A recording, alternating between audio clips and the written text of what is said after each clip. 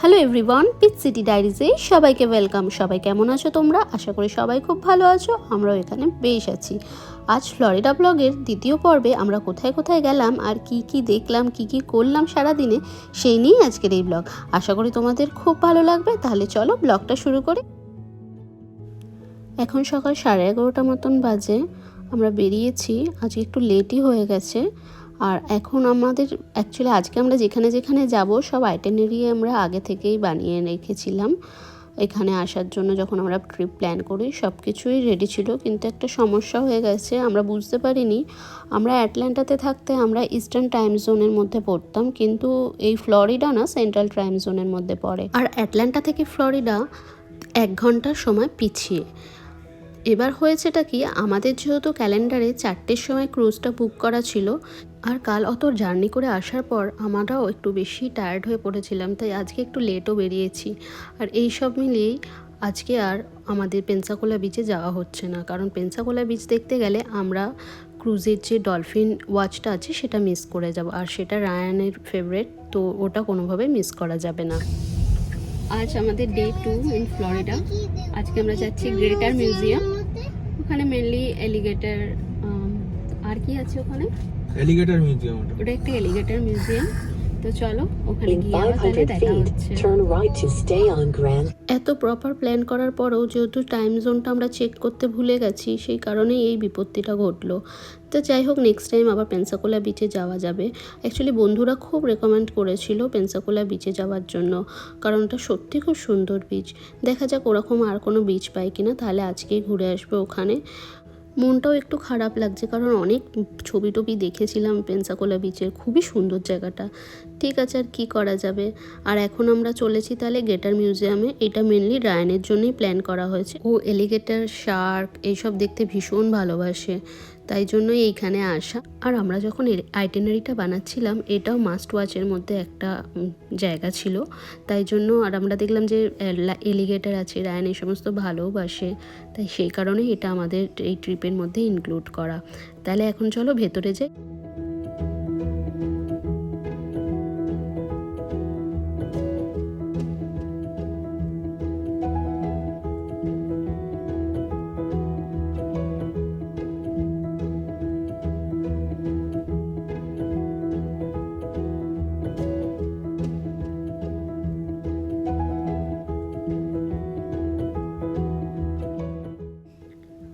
গাড়ি পার্ক করে আমরা চলে এসেছি, আর এই দেখো ঢোকার মুখে একটা কত বড় ক্রোকোডাইল রাখা আছে।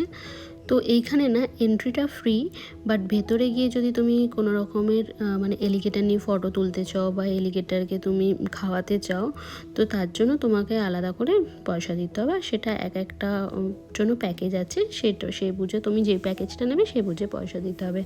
তো মেনলি তো আমাদের রায়ানকে এলিগেটর দেখানো, আর দেখি ভেতরে গিয়ে যদি সেরকম হয় তাহলে আমরাও কিছু অ্যাক্টিভিটি করব।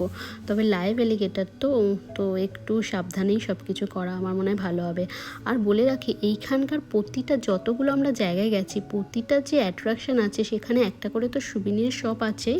আর যে অ্যাট্রাকশানগুলো মানে সুবিনিয়ার শপগুলো এমনভাবে আছে যে নয় হয় সেখান থেকে তোমাকে ঢুকতে হবে, আর যদি সেখান থেকে ঢুকতেও নাও হয় তোমাকে ফর শিওর সেই সুবিনিয়ার শপের ভেতর থেকে বেরোতে হবে। মানে এটা একটা মার্কেটিং স্ট্র্যাটেজিও বলতে পারো এখানকার শপগুলোর। আর এই দেখো, এইখানে তো ছোট ছোট ক্রোকোডাইলগুলো কেমন রোদের মধ্যে বসে রয়েছে দেখো। আর কিছু কিছু জলেও আছে, আর কেমন সব একদম স্টিল, কেউ একটু নড়াচড়া করছে না। কি অদ্ভুত।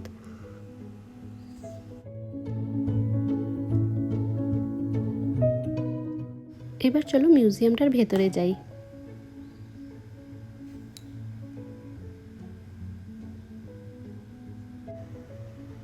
চলে এসেছি গ্যাটার মিউজিয়ামের ভেতরে। আর এই যে গ্যাটার বেড শ্যাক দেখছো যেখানে, এইখান থেকে ওই গ্যাটারকে খাওয়ানোর জন্য সমস্ত রকমের বেড এখানেই পাওয়া যায়। $5 করে নেয়। আর হচ্ছে যদি তুমি গ্যাটারের সাথে ছবি তুলতে চাও তাহলে হচ্ছে $15 দিতে হবে। এবার ছবির সাইজ অনুযায়ী সেটার দামটা ডিপেন্ড করবে। তো আমি দেখলাম সেটা আমার দ্বারা হবে না গ্যাটারের ছবি তোলা ওর হাতে নিয়ে, তো আমরা ওটা স্কিপই করেছি। আমরা জাস্ট মিউজিয়ামটা দেখে ঘুরে তারপরে বেরিয়ে যাব।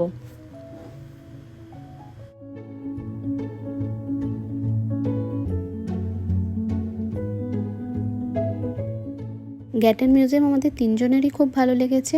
স্পেশালি রায়ান ভীষণ এনজয় করেছে লাইভ এলিগেটরগুলো দেখে। আর এখন হচ্ছে আমাদের মিউজিয়ামটা মোটামুটি ঘোরা হয়ে গেছে। এখন আমরা বেরিয়ে আমরা যাব একটা নাভারা বে বলে একটা প্রাইভেট বিচে। আর এইদিকে দেখো রায়ান এই এলিগেটরের পিঠের ওপর উঠে বসে আছে, তাকে আর কিছুতেই নামানো যায় না। অনেকক্ষণ হয়েছে আমরা আবার বেরিয়ে পড়েছি, অর্ধেক রাস্তা চলেও এসেছি। আর দেখো চারদিকে সাদা বালির পাহাড়, কি ভালো লাগছে কি বলবো। আর আরেকটু কিছু গেলেই সমুদ্রও দেখা যাচ্ছে। আর এখন আমরা যাচ্ছি নাভারা বিচে। এবার চলো দেখি বিচটা কেমন। অ্যাকচুয়ালি সব বিচই এখানে সুন্দর, তবে এই বিচে আমরা একটা বিশেষত্ব হলো এই বিচে যে পিয়ারটা আছে সেটা মাঝ সমুদ্র পর্যন্ত যায়। আর বিচটা দেখার জন্য সমুদ্রের বালির মধ্যে দিয়ে যেতে হবে না, একটা পিয়ার করা আছে আর সেখানে সবাই ফিশিং করতেও আসে। তো চলো দেখি এখন এই বিচটা কেমন লাগে দেখতে।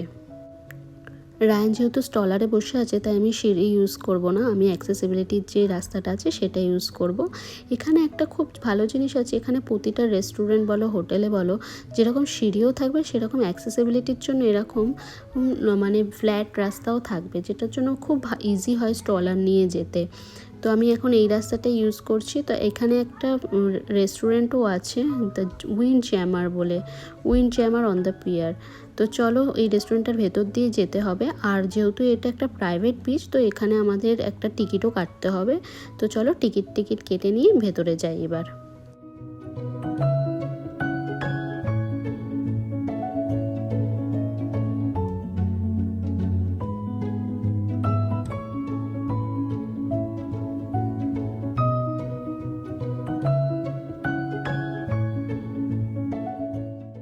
আমাদের টিকিট কাটা হয়ে গেছে। এখানে পিয়ারের জন্য যারা ফিশিং করতে আসবে তাদের জন্য $15, আর যারা এমনি পিয়ারে এমনি ঘুরতে আসবে বা হেঁটে এনজয় করতে আসবে তো তাদের জন্য হচ্ছে $2 করে পার হেড।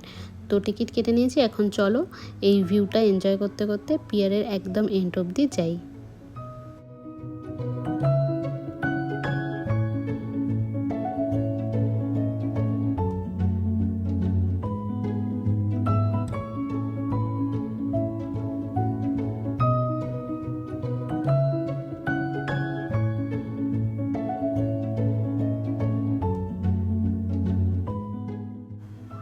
অপূর্ব সুন্দর পিয়ারটা।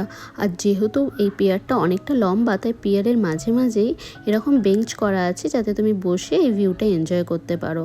আর সবাই যাচ্ছে হাতে ছিপ নিয়ে মাছ ধরতে, আর সাথে করে সবার একটা পোর্টেবল কুলারও আছে, কারণ মাছগুলো ধরে সেই কুলারের মধ্যে করেই তারা রাখবে। ফিশিংয়ের জন্য $15 দিয়ে টিকিট কাটলে এখানে তুমি সারা দিন যত পারো খুশি মাছ ধরতে পারো। আর যেহেতু সারা দিন ধরে লোকে মাছ ধরে সেই কারণে মাছগুলো যাতে খারাপ না হয়ে যায় তার জন্য সাথে করে সবাই একটা করে কুলারও ক্যারি করে।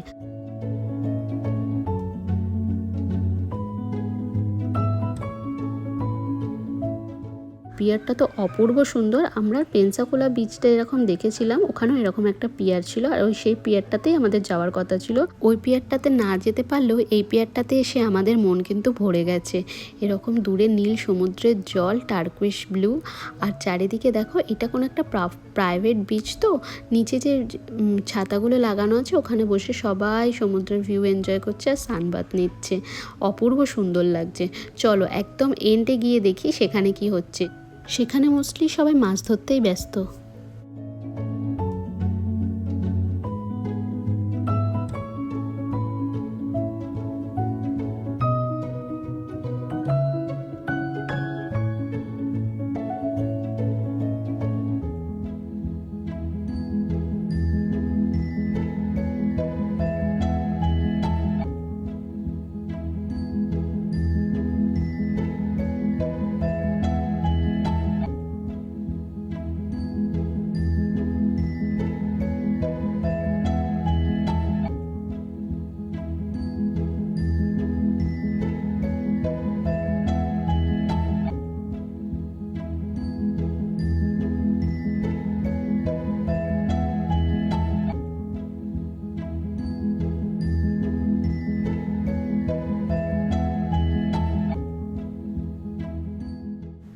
এই ভিউটা দেখে নিশ্চয়ই বুঝতেই পারছো আমরা বিচ থেকে কতটা ভেতরে চলে এসেছি।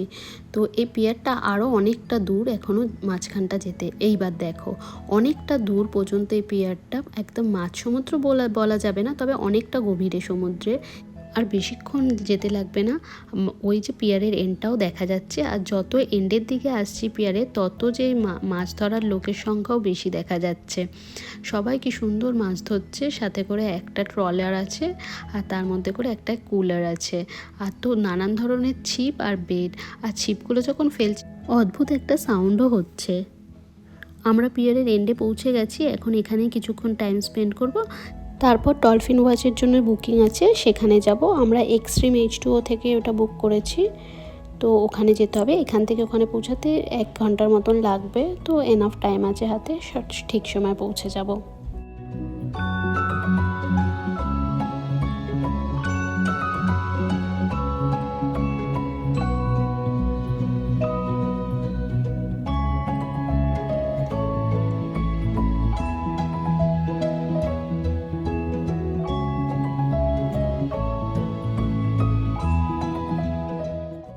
নাভারা বিচ থেকে বেরিয়ে আমরা এক্সট্রিম H2O অফিসে চলে এসেছি। এখানে আমাদেরকে আমাদের আইডি কার্ড দেখিয়ে, আমরা যেহেতু 3 জন আছি, 3 জনকে 3টে ফর্ম ফিল আপ করতে হয়েছে, সাইন করতে হয়েছিল ওয়েভারে। আর এখন হচ্ছে 3:30 মতন বাজে, আধ ঘন্টা সময় এখনও আমাদের হাতে আছে। তো আমরা আধ ঘন্টা ওয়েট করব, তারপরে আমাদের বোট ছাড়বে। আর ওই যে দূরে রেড ফ্ল্যাগ দেখছো, ওখানেই আমাদের বোটটা দাঁড়িয়ে, আর আমরা এখন ওয়েট করছি বোট ছাড়ার।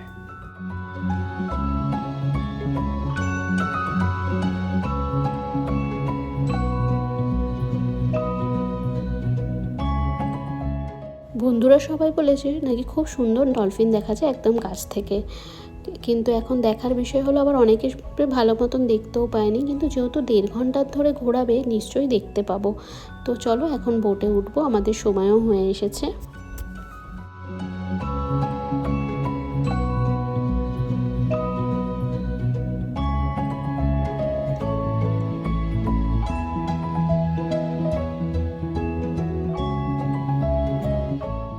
আমরা বোটে উঠে গেছি আর বোট ছেড়েও দিয়েছে। আর সবথেকে মজার ব্যাপার হলো আজকে আমরা বোটে মাত্র 6 জন, আর 2টো বাচ্চা, রায়ান আর একটা ছোট বেবি গার্ল আছে।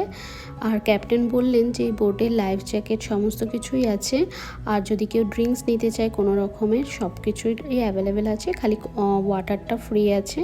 কিন্তু অদ্ভুত লাগলো আমার, ওরা এত মাঝ সমুদ্রে নিয়ে যাচ্ছে, লাইফ জ্যাকেট আছে তো বললেন বটে, কিন্তু লাইফ জ্যাকেট কাউকে পরার জন্য দিলেন না। তো দেখা যাক এখন ডলফিনটা আমরা দেখতে পাই কিনা। আর এই যে দূরে যে ব্রিজটা ওই ব্রিজটার নিচ থেকে ওপারে নিয়ে যাবে আমাদের বোটটা। আর সমুদ্রে যে বাকি সব বোটগুলো আছে তাদের সাথেও এরা কমিউনিকেট করে জানতে পারছে যে কোথায় ডলফিন দেখা যাচ্ছে।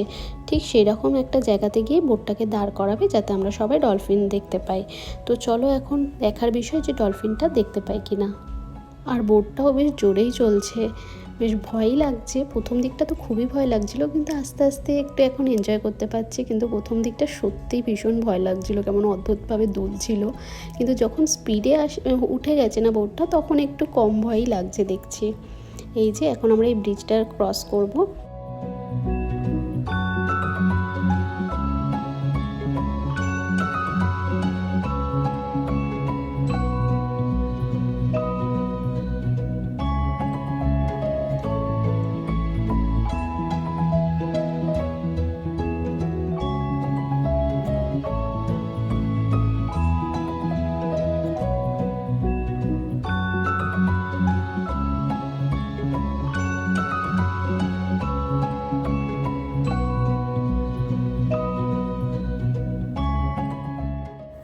যেখান থেকে সব থেকে বেশি ডলফিন দেখা যায় সেই জায়গাটায় আমাদেরকে এনে দিয়েছে। একটা পার্টিকুলার জায়গার মধ্যে ওরা ঘোরাফেরা করে, খেলাধুলা করে জলের মধ্যে।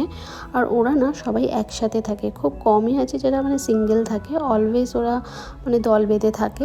তো এখন ক্যাপ্টেন এইখানেই বোটটাকে আস্তে করে মুভ করছে, তো এইখানেই দেখতে পাবো।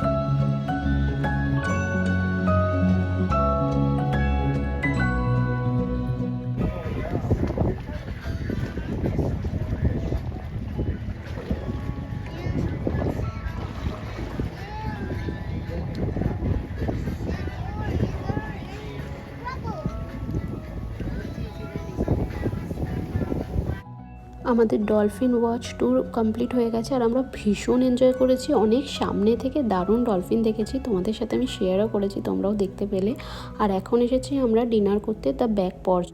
এই রেস্টুরেন্টটা 1974-এর রেস্টুরেন্ট আর ভীষণ এখানকার একটা পপুলার রেস্টুরেন্ট আর ভীষণ ভিড়। আমরা এখান থেকে একটা পার্কিং দেখতে পাচ্ছি না, আর তেমনি লোক বাইরে দলে দলে বসে রয়েছে। তবে গিয়ে আগে নাম লেখাতে হবে, তারপরেই খাবার পাবো। আর এই যে আমাদের ডাক এসে গেছে, আমরাও বসে গেছি। আর এটা না একটা সি ফেসিং রেস্টুরেন্ট, এখানকার বেশিরভাগ রেস্টুরেন্টটাই ওরকম হয়। তো আমরা অলরেডি না মেনু ডিসাইড করে নিয়েছিলাম। আমরা অর্ডার করেছি একটা ফিশ বাস্কেট আর রায়ানের জন্য স্ম্যাশ পটেটো আর একটু স্যালাড। তো এটাই খেয়ে বাড়ি চলে যাব, ভীষণ টায়ার্ড আর পারছি না। খাবার চলে এসেছে আর এই যে দেখতেই পাচ্ছ, এটা স্যালাড আর এটা রায়ানের স্ম্যাশ পটেটো আর একটুও যদি ফিশ খাচ্ছে। তো চলো আমরাও ডিনারটা কমপ্লিট করে নিই। আজ আর এনার্জি নেই সানসেট দেখার মতন, এখানে খাওয়া কমপ্লিট করে ডাইরেক্ট একদম হোটেলে। তাহলে চলো আজকের ব্লগটাও আমি এখানেই এন্ড করছি। যদি ভালো লেগে থাকে তাহলে লাইক করো, শেয়ার করো, কমেন্টে জানিও কেমন লেগেছে। তাহলে খুব শীঘ্রই দেখা হচ্ছে পরবর্তী কোনো ইন্টারেস্টিং ব্লগে। ততক্ষণের জন্য টাটা, আর সবাই খুব ভালো থেকো।